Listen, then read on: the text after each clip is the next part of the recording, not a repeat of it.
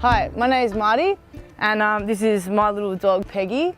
Today I'm going to show you some of my favourite things to take camping and they're sort of in two categories. There's one category which is where you're with your car, and then there's your lightweight hiking camping. The important thing is food, somewhere to sleep and getting your feet sorted. So in terms of food, you definitely need something to cook with, so something like this will do. So your gas stove, this has just got a little easy bottle, so you got your food sorted. And then you got your esky, which is going to keep all your food nice and cold for the time that you're there. Importantly, I'll give you a tip, how many times you open it. So if you keep the lid closed, this one could keep food cold for like 8 days. I've had it 8 days. Get another one for your beers or whatever that you're going to all the time, so that your food is separate and stays nice and cool. So that's your food covered. And then you need somewhere to sleep. So I've got this little tent.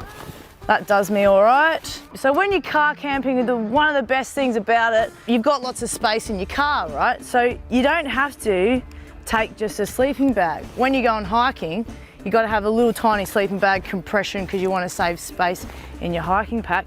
But when you're in the car, you can just take your whole doona because you've got all the room in your car. And then you're super snuggly for the time you're there. This is one of my tips for camping, is all about storage.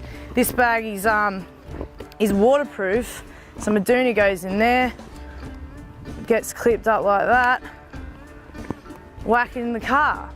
I'll never forget one time I went camping with my mates and they had super plush chairs and mine was terrible. And so then I vouched that I would always have a good chair. You have a nice good chair to sit down and enjoy the view. I did really go camping once and my friends all had very nice chairs. Mine was so bad. And then I was like, I gotta get a good chair. So I think my major tip, if you're gonna get into hiking, the most important thing is good shoes. So do not go hiking in a pair of boots like this because they'll slip and slide at the back and you'll get, oh, it's just terrible. It's not a fashion show out there, but like, you know, some proper running shoes will be all right. Ones that you don't care about so much, so if they get all dirty and scuffed up, it doesn't matter. The thing about camping is that each time you go, you're gonna need the same things over and over and over again, right? Doesn't matter where you go. So what I find is that it's good to have what I call a camp box, which is just a plastic tub from anywhere. And then you just end up piling in it the important things that you're going to need camping. So then the next time you go camping, you just get your camp box out and it's all ready to go. So there's a few key items in here that I'll show you that you could put in your camp box.